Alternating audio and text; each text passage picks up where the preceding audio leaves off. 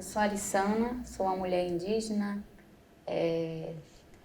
tenho os cabelos pretos e lisos, um pouco ondulado, tenho os olhos um pouco puxados, um nariz um pouco apontado, uma boca grande, um sorriso largo.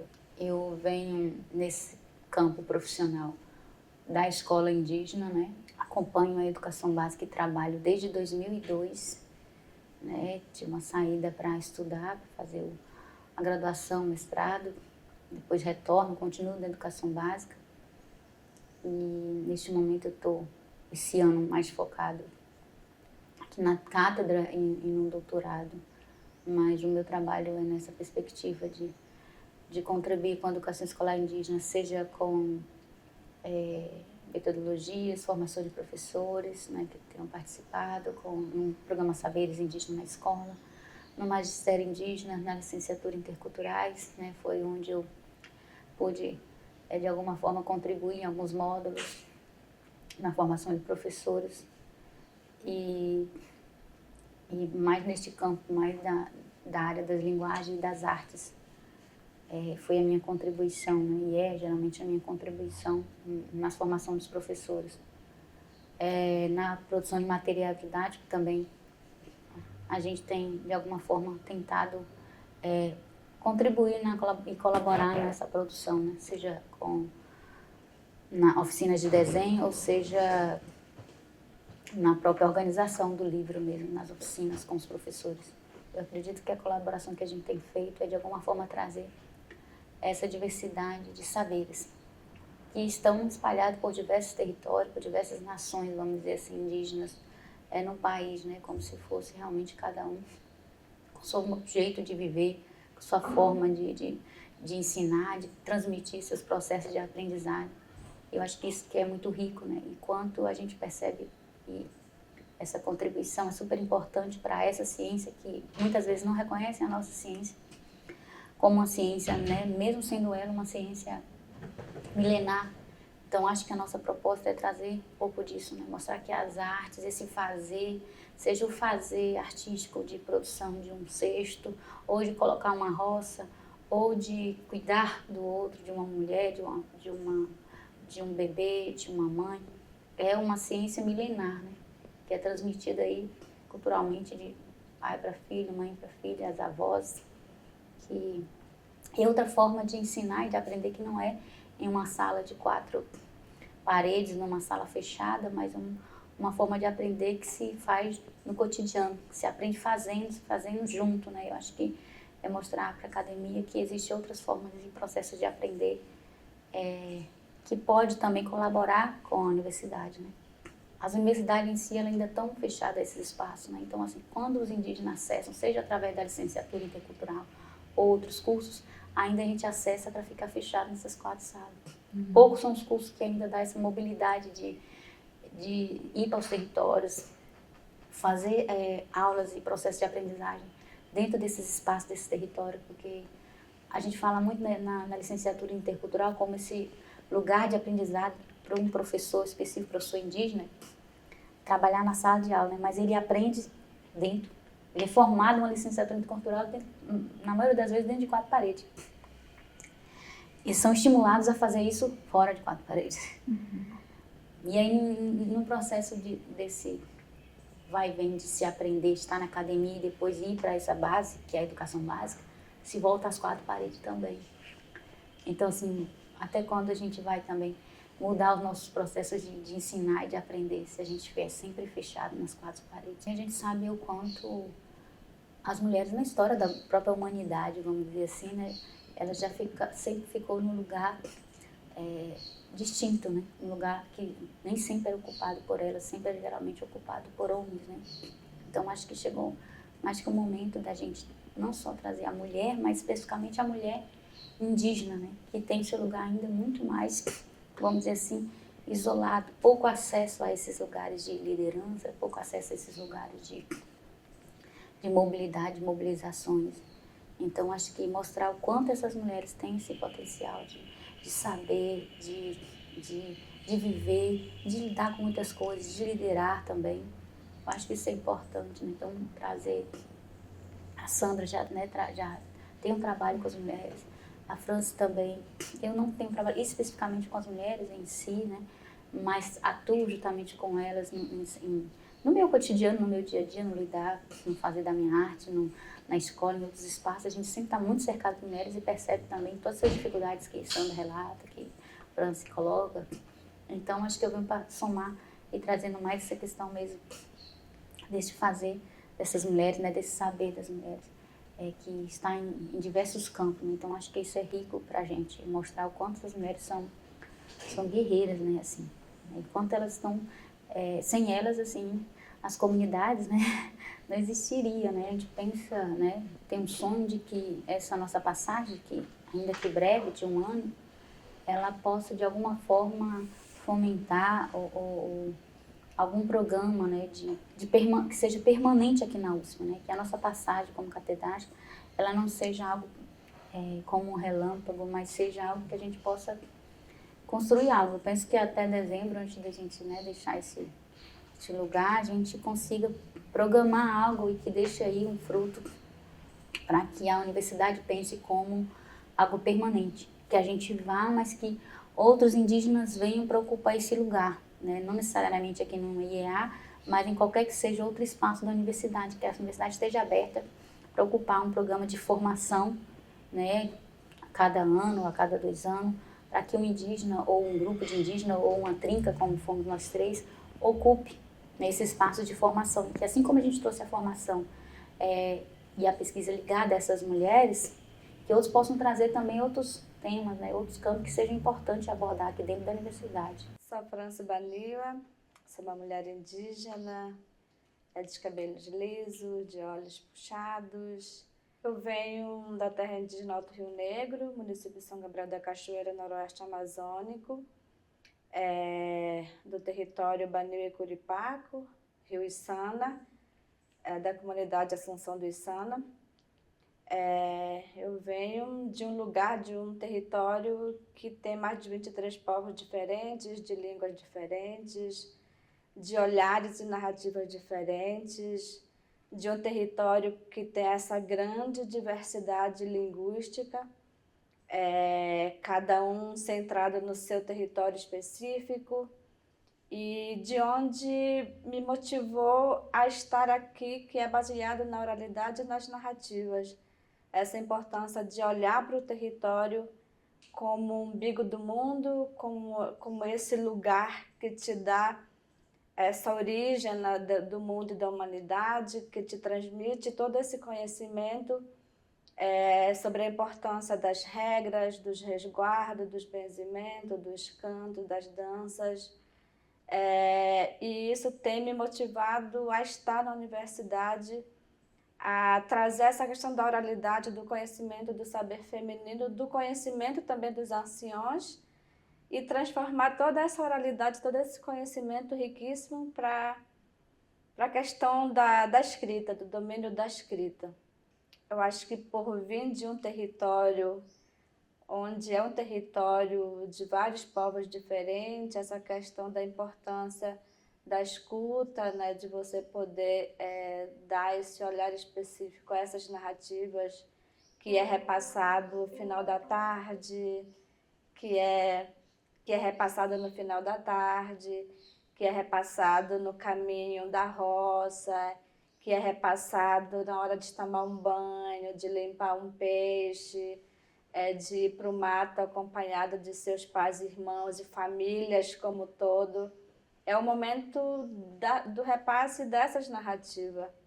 E eu comecei a olhar que essas narrativas, elas faziam parte dessa construção humana do que você é. Porque é o momento do conselho, é o momento do brincar, mas também é o momento que você aprende a ser uma mulher, você aprende a ser uma filha, você aprende a ser uma mãe, você aprende a ser uma avó. Então, praticamente é uma sala de aula que não é de 4 paredes, é uma sala de aula aberta, com várias pessoas, né? Com vários agentes envolvidos nessa formação. E eu acho que isso me traz um pouco, traz muito isso para mim hoje, essa presença nossa do trio aqui, essa diversidade de saberes que a gente traz a partir dessa nossa experiência e vivência como mulheres de diferentes territórios. Acho que isso mostra muito essa riqueza dos povos indígenas no Brasil, que a gente não é igual, a gente tem essa riqueza da diversidade de linguística. A gente tem essas nossos próprios meios únicos de entender aquele nosso mundo. Então, acho que essa tem me chamado muita atenção de dizer que os nossos pais são grandes sabedores, que as nossas avós elas são as maiores doutoras, né, desses conhecimentos, que as nossas mães trazem esse legado de vários conselhos assim, geracionais, né, para a gente estar onde a gente está hoje. Uma coisa que tem me chamado a atenção é essa preocupação antigamente dos nossos pais a obrigar a gente a estudar para ser alguém na vida, porque eles não queriam que a gente sofresse que nem eles, porque eu sempre falo, ser dona de roça é muito difícil, é muito gostoso, mas é muito difícil, é você trabalhar com a questão física mesmo, né? E de todas as técnicas que você precisa saber do espaço, porque não tem um manual que descreve, ó, você vai descalço, aqui tem uma espinha, aqui tem uma cobra, aqui tem uma formiga. Você vai aprendendo isso nessa experiência de passar, de ser picado, mas também na próxima você já vê com cuidado onde você pisa. Eu sinto muita falta desses conhecimentos dentro da universidade, assim, de como... Então me vejo nessa pessoa de trazer todo esse conhecimento que eu vivo até hoje para compartilhar com os parentes, para compartilhar com a universidade, para compartilhar com instituições, de ter esse olhar único para essas pessoas que são sabedores dessas narrativas. Eu acho que o que não pode ser esquecido é você não esquecer de onde você veio. Eu acho que essa é a parte principal, nunca fechar os olhos para a questão da ancestralidade do território onde você nasceu, onde tem seus parentes, guardar na memória com muito orgulho esse pertencimento daquele território e você se orgulhar, porque essa base do território é o que vai te permitir a ser forte, a encarar os desafios da universidade, porque a universidade te traz essa sabedoria, mas também te coloca no lugar de muita solidão daquele território aonde você tinha aquele conforto, onde você conhecia, praticamente era uma casa sua, e você acaba indo para outro território onde você está sozinho.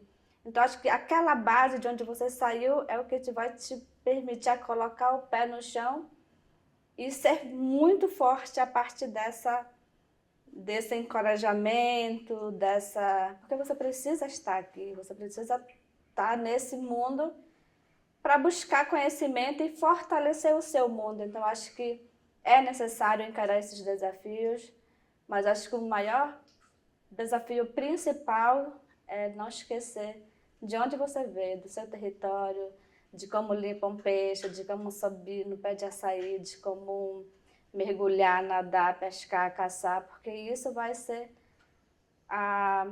o ponto-chave dessa permanência em todos os territórios, assim. É você chegar e dizer, ó, eu pertenço, sou daquele povo, daquele território, daquele rio, daquele povo. Então, isso te dá esse protagonismo de você ser parente em todos os espaços que você for ocupar. E essa experiência só vai ser possível se a instituição for capaz de mergulhar em vários mundos, em vários povos, em vários territórios, e ter esse olhar múltiplo sobre cada desafio, né? Porque você só vai conseguir... Porque a gente é diferente, eu venho de um território diferente, a Sandra veio de um território, a Alessandra veio de um território. Então, para entender esses nossos mundos, eles precisam estar nos nossos territórios, seja através de uma tese, dissertação, um depoimento, um documentário. Porque o Brasil é muito diverso, o Brasil é grande demais para a gente conhecer, é rico, muito rico. Acho que a diversidade dessa riqueza está aí e a gente precisa tirar esses panos que vêm dos nossos olhos e ver a importância, né, dos indígenas, a importância dos territórios. Eu acho que a instituição acaba tendo essa grande responsabilidade de também ser parceiro dos povos indígenas. Acho que esse espaço, a gente está aqui hoje, é porque alguém indicou a gente. Alguns parentes indicaram os nossos nomes. Porque a gente trabalha, né, com mulheres, a gente trabalha no movimento indígena, a gente dá o nosso jeito de fazer.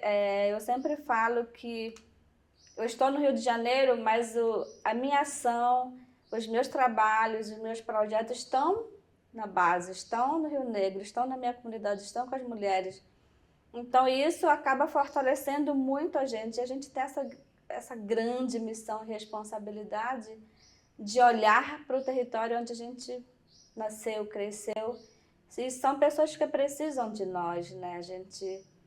Então, é desafiador, né? Acho que até para instituições é desafiador ter a nossa presença aqui. Porque o nosso entendimento sobre pessoas, coisas, atividades, ela vai muito além, porque de onde a gente veio, a gente já fez tanta coisa. E eu acho que o que é muito válido hoje aqui é a nossa presença, né, como lideranças, como mulheres indígenas, como artistas, como curadoras, como pesquisadoras, antropólogas, mas trazer vários temas que precisam ser ouvidos, precisam ser escutados, compartilhados. E a gente proporcionou isso, né, trazendo as mulheres, porque eu posso estar falando aqui, mas eu estou ecoando vozes de mulheres que estão lá. E é muito rico trazer, porque elas podem falar por si só. Eu posso fazer essa tradução. Então, acho que isso foi um dos grandes desafios, mas também foi uma grande conquista para a gente, em poder reunir mulheres de territórios diferentes. Isso deu um olhar diferente sobre vários conhecimentos e protagonismo de mulheres indígenas nesse contexto de universidade e ciência, mas ainda temos muita coisa a ser melhorada, a ser repensado. E isso foi uma coisa inicial, mas a gente continuar persistindo, acho que daqui a pouco a gente pode estar brilhando em coletivo, com instituições, territórios, sobre essa nova ciência, sobre nova forma de pensar esse mundo a partir da oralidade e das narrativas.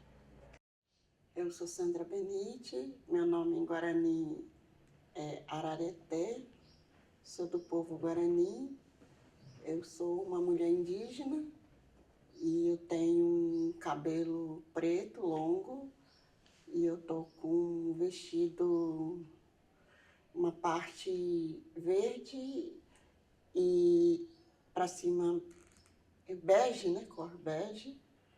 E eu tô com uma pulseira de miçanga cor amarelo. Bem, como eu sou do povo Guarani, né, e geralmente desde a minha infância, né, desde menininha, assim, eu fui educada, né, quer dizer, convivi maior parte com a minha avó, porque meus pais saíam muito da aldeia para ir para trabalhar. Então, assim, eu fui muito na lógica da minha avó, o ensinamento da minha avó, essa perspectiva que sempre traz as mulheres. Então, quando ela contava a história da Nhandecê, que do nosso povo Guarani é muito importante, e a partir da perspectiva da mulher, ela traz uma outra dimensão de estar no mundo. Por exemplo, ela contava para os meninos, né, essa narrativa da história da Nhandecê exatamente para que os meninos entenda e compreenda a forma de vida das mulheres, por exemplo, como que eles podem entender onde eles podem caber, na verdade.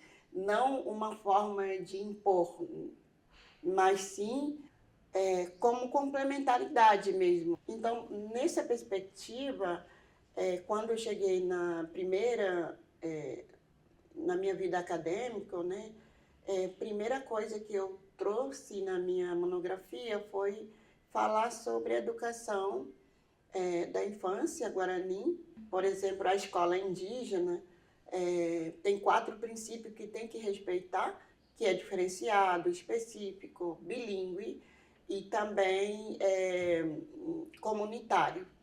Então, esses 4 princípios são universos que, muitas das vezes, a escola não consegue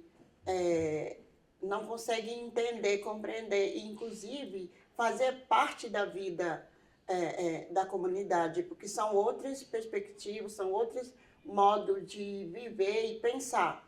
Então, eu acho que isso, para mim, é uma das principais que eu vinha a partir dessa luta, né, que eu carrego hoje comigo, como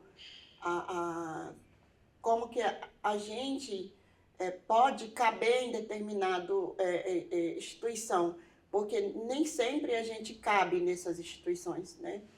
E aí onde a gente tem que se basear muito naquilo que é importante para a gente enquanto Guarani, enquanto indígena, enquanto mulher. Por exemplo, por ser mulher indígena, por ser mulher, já é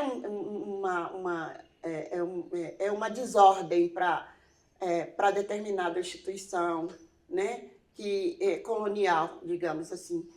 Por eu ser vivido aquilo que a minha avó, né, deixou essa forma de a gente explicar para a gente como que a gente, para a nossa saúde, para o nosso bem-estar, que a gente chama de o TECO, pelo menos garantir o nosso URECO, né?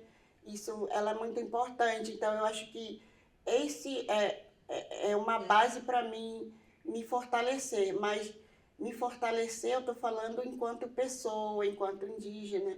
E aí, quando eu vou nesse espaço acadêmico, que hoje também eu sou pesquisadora, antropóloga, concluí meu mestrado falando sobre a questão da infância, né, Guarani, e aí eu fui percebendo que tratar de infância tem que tratar também das mães, né?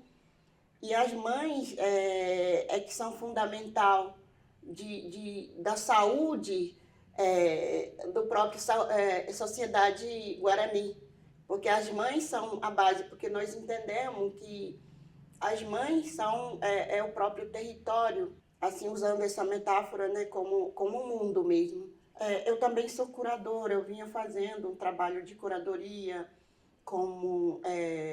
nos museus, e eu acho que isso também me ajuda um pouco a entender que nem sempre vai ser de igual para igual, como eu não gosto muito de tratar sobre essa questão da ideia de troca, por exemplo, quando a gente está na universidade ou quando a gente está ocupando esses espaços da USP, por exemplo, como catedrática, né?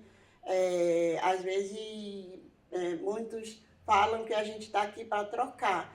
Eu acho que não existe troca. Seria encontro e uma escuta, né? Eu acho importante deixar essa reflexão, como na nossa língua guarani, rendu significa escutar. E rendu, na verdade, não é só escutar com o ouvido. Rendu também, quando a gente tem dor no corpo, machucado, ferida, a gente também sente no corpo rendu. Rendu racia, né? Rendu dor de cabeça. Então, todas essas questões a gente rendu. E aí, pensando nessa lógica do rendu, na língua guarani, eu acho que é importante... nós, indígenas, a gente sabe rendu, a gente sabe escutar, mas a instituição ela não escuta por completo, digamos, elas não vão ficar preocupados com dor de cabeça minha, né, com minha ferida, que as feridas são várias, né, por exemplo, esses enfrentamentos que a gente vem enfrentando, nós povos indígenas de modo geral, são várias são várias formas de violência que a gente vem enfrentando. Eu acredito que também é uma violência que produzida pelas próprias instituições. Então, eu acho que se não estiver rendo de verdade, se isso não for de fato um encontro, uma escuta, como uma soma, isso não se amplia. Então, para ampliar algo, é necessário que tenha escuta, para entender o que a gente precisa ampliar, o que a gente precisa trazer, o que a gente precisa somar, né? Então, tem várias outras coisas que existe uma lacuna que a gente precisa contribuir nisso, né? Então, a partir dessa nossa presença, a gente tem condições de contribuir, né? Se acolher de fato, né? E isso também tem a ver com o tempo. Uma das coisas que eu vinha trazendo em todos os espaços onde eu vou,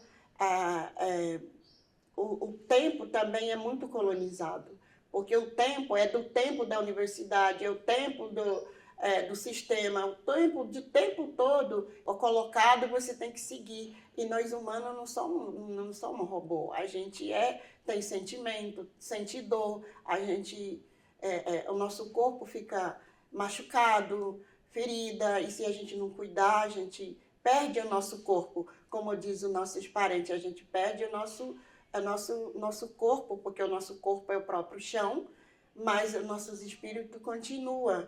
Embora que isso continua, é importante a gente cuidar do nosso corpo, que é o nosso próprio corpo, é o chão, né? Então, eu acho que não queremos o nosso corpo apodrecido o tempo todo, porque isso não é saúde em vários aspectos. Eu acho que o que nos fortalece muito como mulheres é essa questão de sermos mães, né? Eu acho que isso tem nos fortalecido muito, porque a gente sabe o quanto é desafioso ser mãe, viajar para outros lugares, estudar na universidade, seu filho está na comunidade, está na universidade, você está em outro lugar.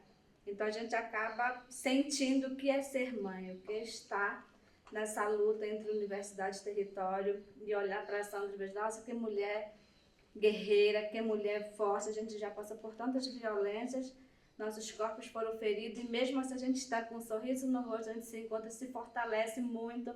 Olhar para a Arissana, que é uma guerreira, uma mulher artista, mãe. Então acho que isso inspira muito. A gente somou essa teia de experiências e saberes e que deu esse fruto dessa somatória com outras mulheres. Então, poder olhar para a Sandra e falar, eu quero ser que nem a Sandra, olhar para a Sandra e dizer, eu quero ter essa força dessa mulher, e vice-versa. A gente diz que ama, a gente é cuidada, a gente compartilha nossas dores, mas também a gente vibra pelo sucesso de cada uma. Então, acho que o que fortalece a gente é essa compreensão de sermos mulheres dos territórios e de universidades.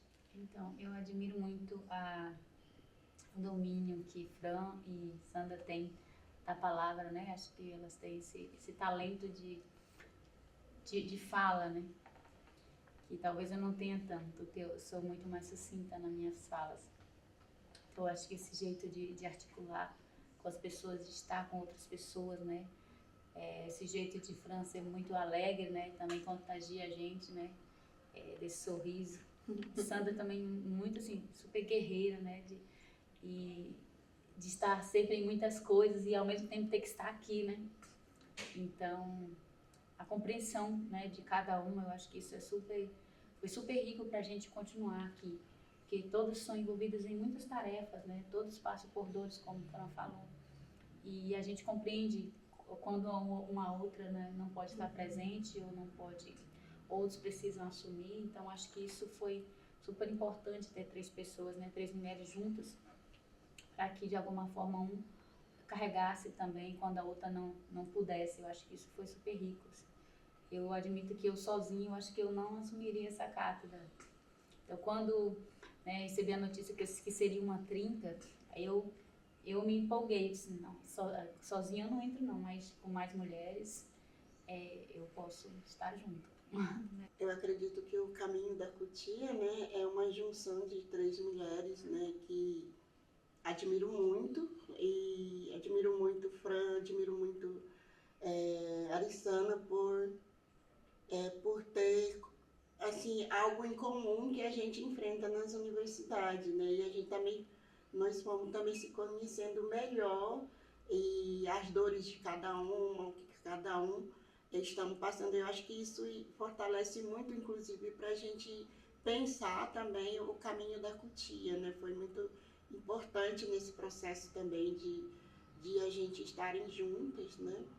E eu acredito que isso, para mim, também foi uma das coisas mais importantes da minha experiência, e sabendo que temos muitas coisas em comum, como mulher e também como indígena, que a gente vem enfrentando nesses espaços de instituição, que é um desafio constante, né? Imagina outros, né, que estão vindo, e eu acho que nós estamos aqui exatamente como Conceição Evaristo falando assim, que abriu o caminho, né? A gente não é uma das primeiras, mas sim 3, né? Na verdade, somos que estamos abrindo o caminho para essas outras que estão vindo, para encorajar, como diz, como nossas avós abriram caminho para a gente estarem aqui, embora que elas nunca vieram para a universidade, mas elas encorajaram a gente para chegar até aqui. Nós somos neta dessas mulheres que estão lá, continuam mantendo o nosso teclar, né, como nossa base, como nossa força.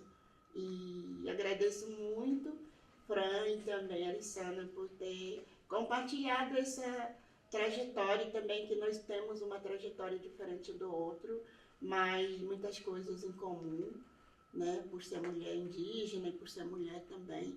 Eu acho que isso, para mim, é uma coisa muito importante. E desculpa, eu estou meio emocionada. Obrigada.